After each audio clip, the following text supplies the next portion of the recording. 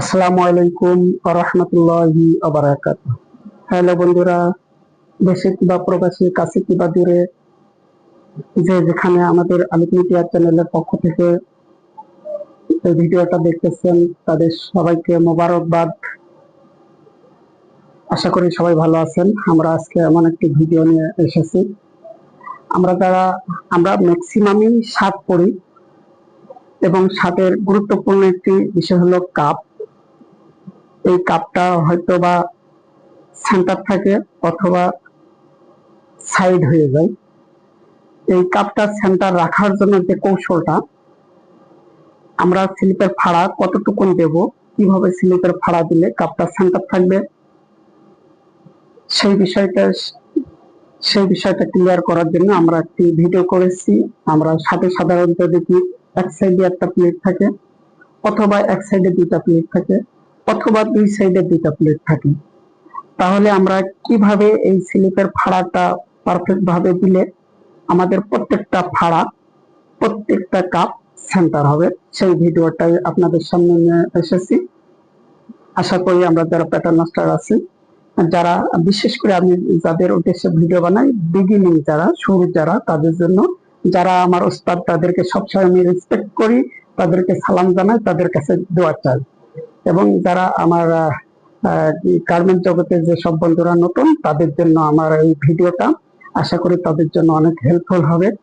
তো আমরা আজকে দেখব কিভাবে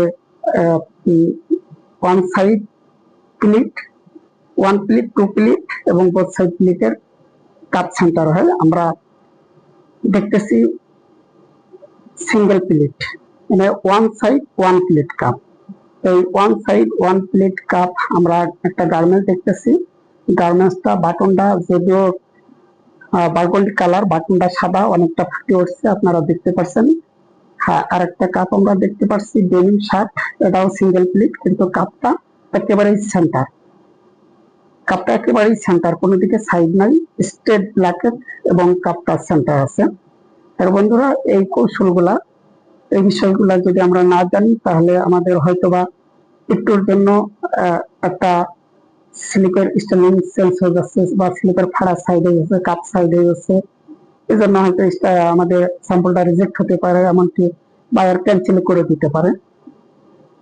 তো আমরা এই বিষয়টা সবাই সতর্ক থাকবো এবং আমরা চেষ্টা করব কিভাবে স্লিপের ফাড়া দিলে কাপ সাইড হবে না। তো আমরা চলে আসলাম প্র্যাকটিক্যালি প্যাটার্নের উপরে। আমরা ওয়ান সাইড ওয়ান প্লিটের জন্য আমরা কাপের যে ফাড়া দিই, এই ফাড়াটা সাইডে যতটুকু আছে তার থেকে সেন্টার, সাইড আর সেন্টার, এটা আমরা মাইনাস করলে 1 cm 2 মিলি, আপনারা দেখতে পাচ্ছেন 1 cm 2 মিলি কম থাকবে সেন্টারের এই অংশটুকু। সাইড থেকে সেন্টারের এই অংশটুকুনে 1 cm 2 মিলি কম থাকবে। অবশ্য আমার স্লিপের অ্যালাউন্স দুই দিকে 1 cm করে দেওয়া। আপনারা যারা একদিকে 1.8 অন্যদিকে 7 মিলি দেন, তারা ঠিক ওইভাবেই অ্যাডজাস্ট করে নেবেন। তো আমার বোথ সাইডে 1 cm করে অ্যালাউন্স দেওয়া, এবং এটা আপনার সাইড থেকে সেন্টারের দিকে 1 cm 2 মিলি শর্ট রাখা। এখন আমরা দেখতে পাচ্ছি একটা পিকচার, একই সাইডে দুইটা প্লিট হলে তাহলে কি আমাদের কাপটা সেন্টার হবে? বন্ধুরা, আপনারা দেখতে পাচ্ছেন আমাদের একটা কাপ শো করতেছি, বেশ কয়েকটা কাপের ডিজাইন আপনাদের সামনে নিয়ে আসছি। দেখেন, একই সাইডে দুইটা প্লিট, তারপরও স্লিপ প্লাকেটও আছে স্ট্রেট, কাপটাও স্মুথ ভাবে সেন্টার আছে, কোনো সাইডে কম বেশি না। আপনারা যদি পাঠনের দিকে তাকান দেখবেন। তাহলে আমরা এই প্যাটার্নটা কিভাবে স্লিপের কাপটা সেন্টার করার জন্য স্লিপের ফাড়াটা কম বেশি করব। দুই প্লিটের জন্য আমরা সাইড থেকে এই সেন্টারের দিকে মাত্র 7 মিলি, মাত্র 0.7 মিলি কম রাখবো। সাইড থেকে এই সেন্টারের অংশ মাত্র 7 মিলি কম রাখবো। 7 মিলি কম রেখে ফাড়াটা দেব। তাহলে আমাদের গার্মেন্টস বানানোর পরে দেখবেন অটোমেটিকলি আমাদের কাপটা সেন্টার হয়ে গেছে। তো বন্ধুরা, এখন আমরা দেখতেছি আপনার বোথ সাইড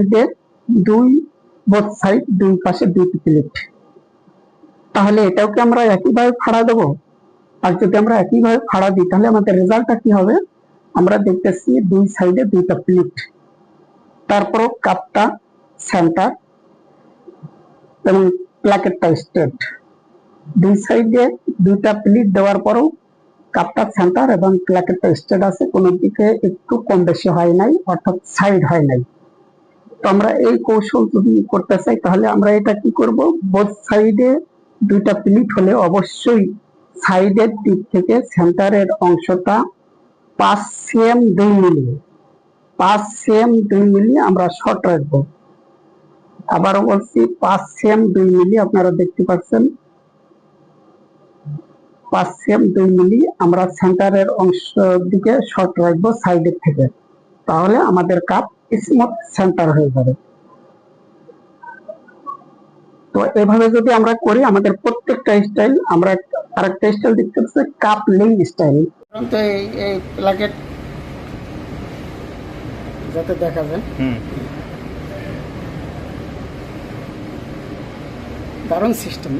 হ্যাঁ, এটা কাপলিং সিস্টেম তো। কিন্তু কাপলিং তো আমরা ভাই কাপলিং করলে আমরা আজীবন জানি কাপলিং করলে কাপটা স্কোয়ার করা লাগে, তাই না?